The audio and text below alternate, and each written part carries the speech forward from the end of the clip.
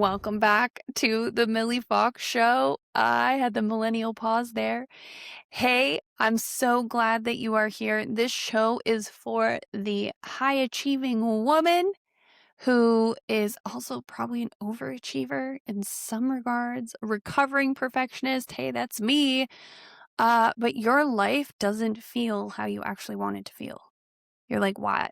I did all the things. What's the deal? Why do I feel like a crusty bitch?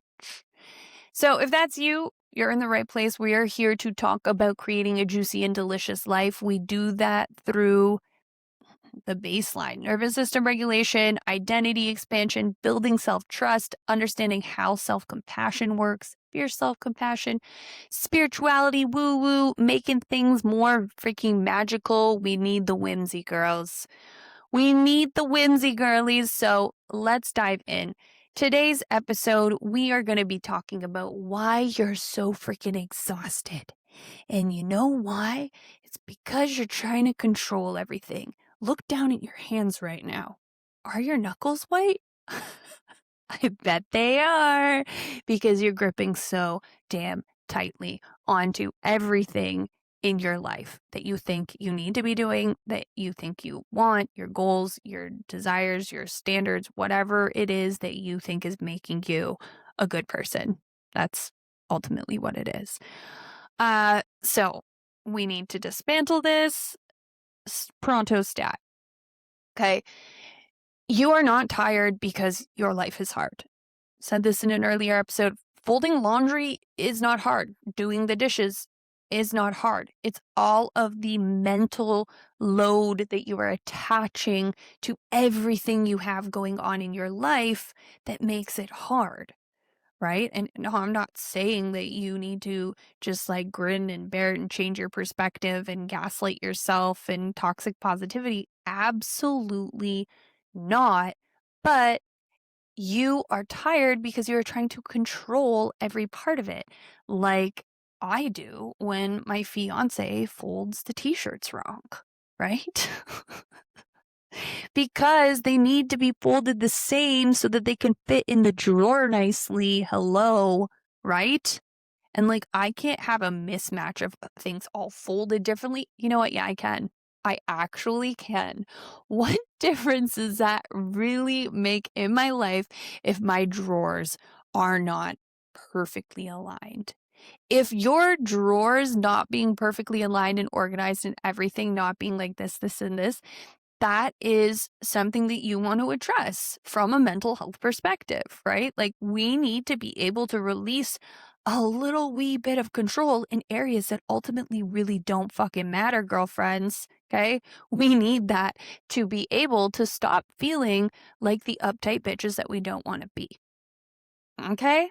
I love that I can speak so freely on my podcast. I should really be speaking this freely on social media, which I am working on. Okay. This is another control issue. I'm here in the freaking, what do you call it? Ah, I'm losing the word right now. The muddy ditches with you. I'm right here with you. Okay. Yeah, you're tired because you are gripping so tightly or trying to control everything because you need it to be a certain way in order to feel a certain way about yourself. Okay, let's go back to last episode about identity and ask the question, why do I need this to feel good about myself? Because that's what that is. You need it to be that way so you can feel good about yourself. And like, that's not, I'm not trying to cut you when I say that, okay? I am in this with you. So then I ask myself, like, why do I need that to feel okay? Why do I need that to feel safe? Why do I need that, you know, to believe I can finally relax when it's all done that way? Because that is a lie. That is a lie, because when it is all done, when the house is clean, the dishes are done, the laundry's done, whatever, when you have those, semi-rare moments, do you actually relax? I've been in that situation so many times where I've like done everything and then I sat down to like drink a tea and, read a book or something. And then immediately something else comes to my mind. And then I get up again. I'm like, oh, I could do this now. I could do that now. I could just do, do, do, do, do, do, do, do, do, do, do, do. Um, it's not true, right? You will not relax. So the only way for you to relax is to take one finger at a time and slowly pry it open. Actually, I want you to do this right now. This is a really simple thing you can do, is to ball both of your fists up really, really, really tight right now. Is squeeze them as long as it's safe and you're not driving. You can maybe do one, or squeeze the steering wheel really, really tight. You could do that. Squeeze, squeeze, squeeze, squeeze, squeeze, and then hold your breath for a second, then exhale and just open your hands up. Release them. Open your body and your energy, because right now you are closed the fuck off. Okay? Sorry for if there's little ears around. You're going to need to get some headphones if you're listening to this podcast. So we need to release the grip. It feels much better that way. We are going to train you to relax. Okay? If I could come over there and, rub your hair and tell you you're good to help you, I would do that, because you are. So you should probably do that for yourself. Do it right now. Rub your hairline, like you would your little kid, your baby, or your mom used to do for you, maybe if she was, sweet. And tell yourself just in your mind, you are good. You are good. You're a good girl. Good girl. Okay? So nothing you want is upstream. I know you may think so. Nothing you want is upstream. That doesn't mean there's no effort. Okay? We automatically go, oh, if I'm not pedaling upstream, I'm just a lazy piece of crap. That's not true. Okay. Even when we are going downstream, we have to navigate. Okay. We need to not crash into the bank or the rocks or whatever. It's still going to take some core strength to steady the boat. Okay. Don't worry about that. It's just that we are not trying to get somewhere that goes against the current. We are here to be in the current of life because we are here to be guided. We are here to trust ourselves, and we are here to trust the guidance that is constantly being offered to us through our emotions, okay?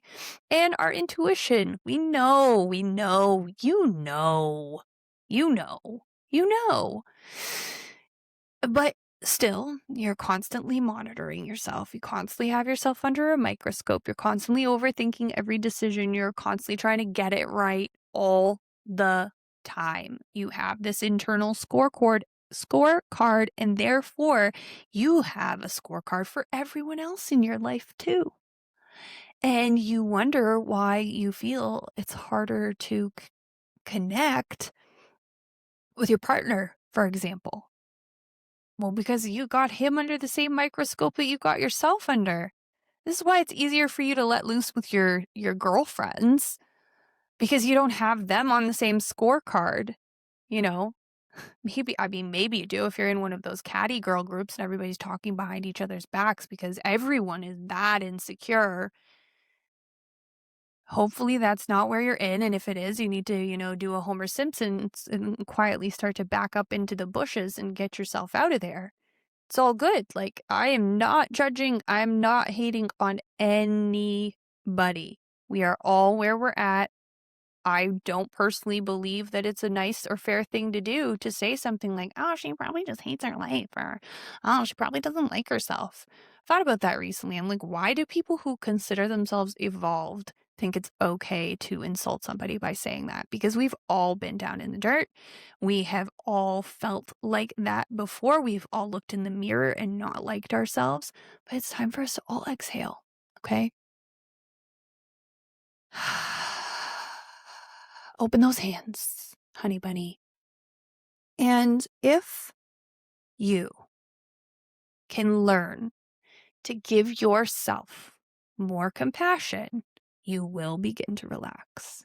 Self-compassion is alchemical. It is magic. It's not soft and fluffy. There's a fierce side to self-compassion. There's a yin and a yang to it. I'll do another episode that is completely on self-compassion.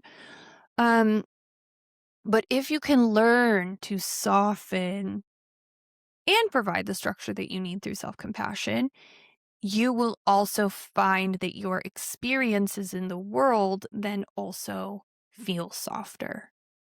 You will be more okay and tolerant of things not going exactly to plan. This really is the first step of detachment, which is a necessary ingredient for creating a juicy and delicious life. And now that does not mean releasing your vision for an incredible life. This does not mean settling for mediocrity. I remember the first time I started to explore the concept of surrender, which was many years ago at this point. It's over, I think, 10 years ago. And I was like, I can't surrender. What am I supposed to go be a monk and like live in a robe? And like, I immediately thought that surrendering meant that I had to renounce the physical world and go live in an ashram somewhere and serve God. And so funny. Thinking back on it now, like, okay, chill. No, that's not what it means. Surrender does not mean that you have to give up the idea that you're going to have a miraculous and incredible, fulfilling, big, fancy, luxurious, or peaceful and, crunchy in the good crunchy way, granola way, farm homestead life, whatever floats your boat, but the boat needs to go downstream. That's really what I'm getting at here, right? The truth is, control feels safe, but it's actually what's draining you.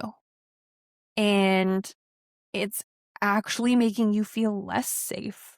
Because what happens when we try to control and control and control is that life is inevitably going to teach you and pummel you again and again and again and again to show you that you do not have control. And the more that happens and you internalize it as failure, the worse you're going to feel about yourself. And the worse you feel about yourself, the less safe you feel in the world. Okay, these are facts. That is the cycle. So control is an illusion. Just like job security is pretty much an illusion these days. Why people don't become entrepreneurs. I need a steady job. Okay. I'm not saying don't have a steady job. I'm just saying don't use that as the reason to not follow your dreams. I mean, if the ups and downs of entrepreneurship is really messing with your nervous system and pushing you outside of your window of tolerance, your zone of safety, then, we need to hedge that for sure. We need to look at that. What can you do to create the safety for yourself while simultaneously expanding your capacity, expanding your ability to sit in the unknown, instability, not all the time, but, just increasing your capacity to handle it, because that is life. It is the beauty of the contrast, right? Things get mind-numbingly boring if we have no contrast. So we really don't want that, right? We really don't want that. So take some deep breaths. Yeah, that is not the only way to regulate your nervous system. It's a start. Relax your muscles, relax your body. Look around. It's a really great little nervous system exercise is to get anchored in your senses. So what are, 5 things you can see? What are 4 things you can hear? What are 3 things that you can touch? What am I missing here? 2 things you can smell. I don't know if you could taste anything, but maybe you have something on hand. Maybe you got a little Werther's in the purse, whatever. You get what I'm saying. Anchor yourself into your senses. Tell yourself you're safe. Listen for the birds chirping. When the birds are chirping, It's a safety signal because birds only chirp when they're safe. So we do not want to keep doing silly things like replaying conversations. What's done is done. Analyzing our mood. Why are we putting so much pressure on us? I did this like last week when I was like feeling like a moody bitch. I was like, why am I feeling like this? Depression and why? Okay, why don't I just focus on what I want instead? What would make me feel 1% better? What would make me feel marginally better? What would the vortex version of me, what would the source version of me, hello, episode number, what was it? Identity episode number 3 of the reboot. What would she tell me right now? What do I need? Most self-compassionate question, okay? Gotta stop questioning every move. Listen to the inner guidance. You already know what to do. Why aren't you doing it? Have courage. Do the thing. You do not need certainty before acting. Certainty never comes before action. Action always breeds certainty. Okay? So ponder me this. What if your life didn't take so much effort for it to work? What if it just did? What if it just worked? You know, let things go wherever possible. There's this great little thing called the Sedona method. Could I let this go? Would I let this go? When? Could I let this go? Yeah, I probably could. Would I let this go? Am I willing to let this go? Yeah, I guess so. And if you're not willing, like, why not? What's the story there, right? You do a little bit of investigation, don't go cray, right? And then when? Is it now? No, feels like I could soon though. Okay, I'm going to ask myself these questions again, in 20 minutes when my nervous system is calmed down a touch because I'm activated right now. Because I'm flooded. Okay. Ungrip the hands. Regulate before you act. You got this. One step at a time. And in the next episode, I'm going to show you what it actually looks like to rebuild your self-trust in a real and practical way. Self-trust is the pillar for everything you want. Self-trust is the pillar for creating a life that feels as good as it looks. Self-trust is the pillar for becoming the woman you actually want to be. So stay tuned. That is coming up next. The episodes are going to be dropping every Friday. Okay, go back in time, listen to old episodes. If you're really feeling eager to keep on this tip, there's some really great episodes from the first season. And if you enjoyed this, if you already listened to all the episodes from the new series, the new season, then subscribe if you haven't already on Spotify, on Apple. Share it with someone, share it to your stories. I would love if you could become a part of this mission. This is bigger than me. This is a mission to help every woman live a life that feels as good as it looks because we all deserve it. This is what's going to make real change in the world from this grassroots level. All of us being who we actually want to be, not through force. Okay, through empowering ourselves with the personal power that these tools and all of these different pieces that I'll be talking about every single week here are going to give you. Okay. I love you so much. If you want to go deeper with me, come on over to Instagram, check the link in my bio. I've got a free Achiever Masterclass, which is why manifestation is harder for high achieving women.